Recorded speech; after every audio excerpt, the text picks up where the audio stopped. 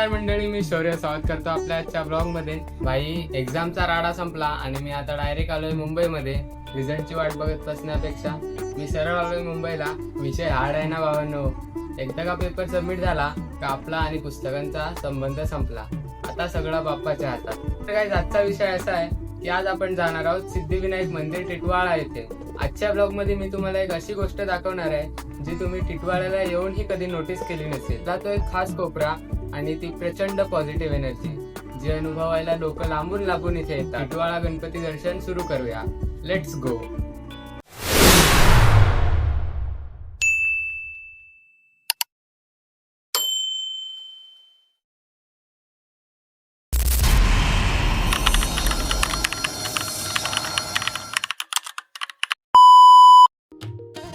एक्झामचा राडा संपल्यानंतर आपला प्रवास सुरू झालेला आहे श्री सिद्धिविनायक मंदिर टिटवाळ्याकडे।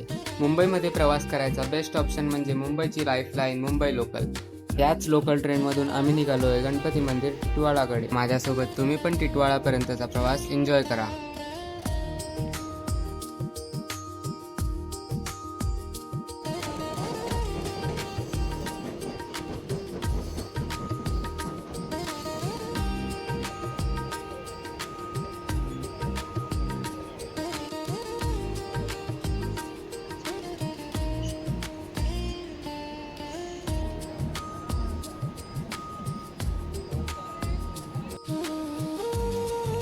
टिटवाळा रेल्वे स्टेशनला पोहोचल्यानंतर मंदिराकडे जाण्यासाठी रिक्षा इझिली मिळतात।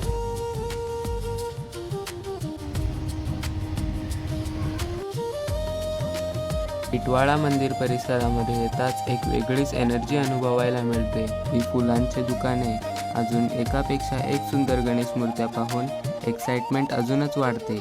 मित्रांनो, तुम्हाला माहिती आहे का, टिटवाळ्याचं हे सिद्धिविनायक मंदिर स्वयंभू मंदिर आहे। मंडळी, सिद्धिविनायकाचं अतिशय सुंदर आणि प्रसन्न दर्शन झालं। मंदिराच्या गाभाऱ्यातील ती शांतता आणि बाप्पाचे ते तेजस्वी रूप शब्दात सांगणं कठीण आहे। मंडळी, मंदिराच्या आतमध्ये मोबाईल नेण्यास बंदी आहे, त्यामुळे मी तुम्हाला मंदिराच्या आतमधला परिसर दाखवू शकणार नाही।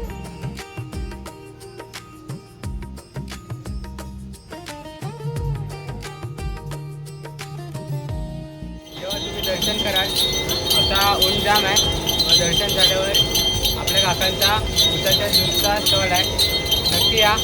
गार गार थंड थंड उसाचा ज्यूस प्यायला। तुम्ही एक्झिट केल्यावर बाहेरच दुकान आहे राईट साईडला मेन गेटवर, येऊन टेस्ट करा आणि थंड व्हा, भारी वाटला। आणि बघा इथे दुकानावरती या तुम्ही पण उसाचा रस प्या। थंडगार उसाचा रस पिऊन आम्ही निघालोय परतीच्या प्रवासाला। आणि अशाच वेगवेगळ्या व्हिडिओसाठी तुम्ही आपलं चॅनल सबस्क्राईब केलंच पाहिजे। चला तर मग भेटूया पुढच्या ब्लॉगमध्ये। तोपर्यंत गणपती बाप्पा मोरया।